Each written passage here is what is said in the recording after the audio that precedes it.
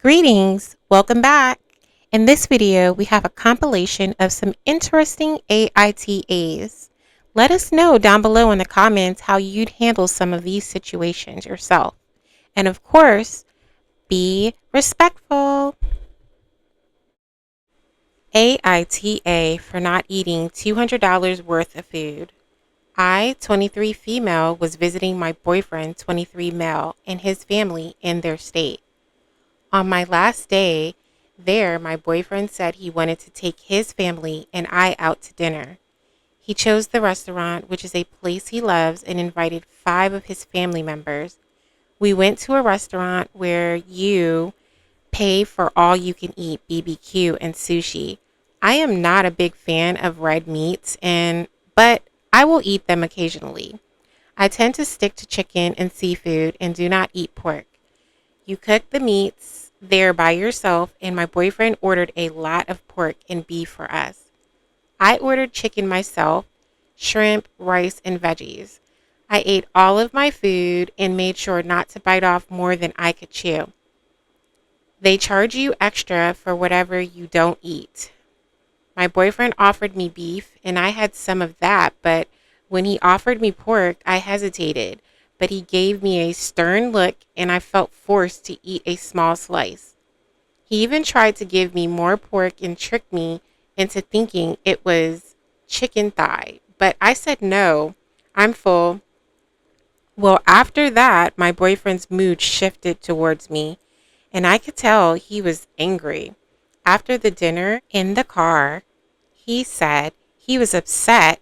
He spent $200 on food, and all I ate was 3 pieces of chicken and barely touched the beef pork. He said I was being ungrateful, but I think not. He chose the place. He invited 6 people total, not including himself, so obviously the bill will be high, and he ordered all the pork and beef. I ate all of my food, so AITA.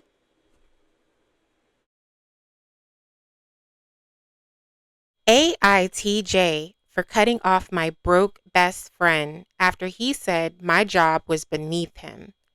This literally just happened and I'm still heated, so sorry for if this is all over the place. My best friend hasn't worked in over a year. He's got a computer science degree but has never actually worked in that field since graduating. Every job that comes his way, he turns down because it doesn't pay enough or they won't give him a senior position right away or whatever. Meanwhile, he's been doing some online trading forex thing claiming he makes like 20 bucks a day, which obviously isn't true because he's completely broke now. He's been stressed, complaining about money, nonstop asking his parents for help, and they've been supporting him for months. I work as a server at a really nice restaurant, and I've offered him a job. There's so many times that I lost count. My boss even said he'd hire him tomorrow, no questions asked, as a favor to me.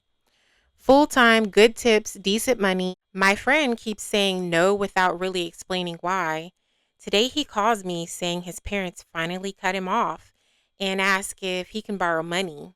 I told him I don't lend money to anyone, that's just my rule. But I reminded him the job offer still stands and he literally can start tomorrow.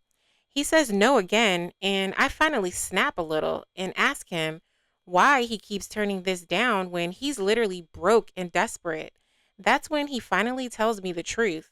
He says being a server is a low job, that it doesn't get you people's respect, that nobody can respect someone who's still waiting tables in their 30s. I just sat there for a second because I couldn't believe what I was hearing. This man who hasn't worked in over a year, who's been living off his parents, who's asking me for money, is telling me his job is beneath me. I asked if he thought I was low, and he tried to backpedal, saying he didn't mean me specifically, just the job itself. Then he doubled down and said things like server and cleaner and street sweeper are just objectively low jobs, and that's a fact. I told him he was being offensive and needed to think about what he had just said to me. He said, "There's nothing to think about," and he stands by it. AITJ, AITA for asking my roommate's boyfriend to go home. I'm going to make this short and sweet as possible. If I am wrong, I am so ready for feedback and I will adjust myself accordingly. If not, I plan on sending my roommate this thread to add some perspective, so please help. My partner, 33 female, myself, 30 female, and our roommate, 25 female, have been living together for almost 4 years. Roommate and I met before and lived together for a year before we both moved into the house my girlfriend was renting. My roommate has dated a handful of nice guys over the years, but her most recent partner has all but moved into our house. He comes over after work at least 4 days during the week and most weekends, showers at our house, hangs out, makes food, etc. They spend about 80% of the time in her room watching TV or whatever, but he is here constantly. I don't feel comfortable in my own house because I see him as a guest. I can't fully wind down because at any moment I know this guy is going to come walking in the front door. He puts his feet on our pillows, sits on the back of my couch like a little kid, and he has even changed the channel on my partner when she stepped out of the room. In the past, he would even just come over when my roommate was at her night job and just hang out in her room or the kitchen. I tried to talk to my roommate about it and she got really sad and said she would talk to him, but it hasn't really resolved things. So, not so short and sweet, but am I being overly sensitive?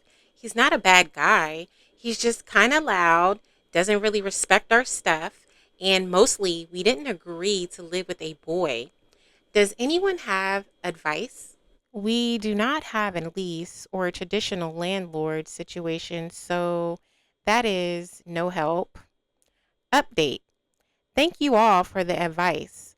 For some context with the living situation, we live in a really nice suburb of one of the most expensive cities in the US. There is no way we could find a 3 bedroom home with a backyard for our dogs without paying $1,500 or more than what we pay right now. We do not have a landlord, aka he's super chill, and we have only heard from him since like twice in the last 3 years. We do not pay any extra rental fees, and we got incredibly lucky.